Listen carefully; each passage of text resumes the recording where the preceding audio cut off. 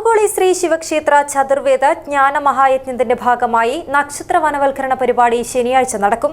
ഒരുക്കങ്ങൾ പൂർത്തിയായതായി ഭാരവാഹികൾ വാർത്താ സമ്മേളനത്തിൽ അറിയിച്ചു. Bhima jewellery, old press club junction, Kasaragod.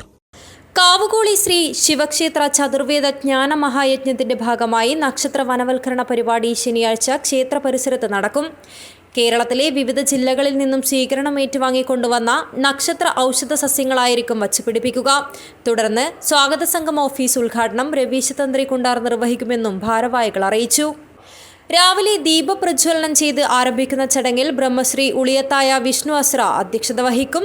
Thrissur Ramakrishna മഠം ബ്രഹ്മസ്വരൂപാനന്ദപുരി അനുഗ്രഹ പ്രഭാഷണം നടത്തും.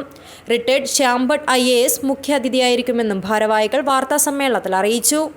4 വേദങ്ങൾ, ഋഗ്വേദം, യജുർവേദം, സാമവേദം, അഥർവവേദം, ഈ 4 വേദങ്ങളും 16 വേദികളിലായിട്ട് പൂർണ്ണമായും പാരായണം ചെയ്യുകയും വൈകുന്നേരങ്ങളിൽ അതിൻ്റെ സാരാംശം വിശദീകരിച്ചു കൊടുക്കുകയും അതോടൊപ്പം വേദസംബന്ധമായിട്ടുള്ള പൂജ ഹോമാദികൾ 5ാമതൊരു യജ്ഞമുണ്ട് യജ്ഞശാലയിൽ.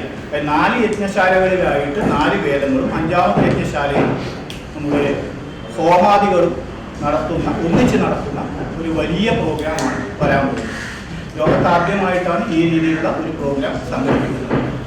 ഗണേശ് മാവനക്കട്ട, രവീശ് തന്ത്രി കുണ്ടാർ, ലക്ഷ്മിനാരായണ പട്ടേരി, ഡോക്ടർ K മുരളീധരൻ, ജയചന്ദ്രൻ, ഉമേഷ് കടപ്പുറം എന്നിവർ വാർത്താ സമ്മേളനത്തിൽ പങ്കെടുത്തു. News bureau, Kasaragod.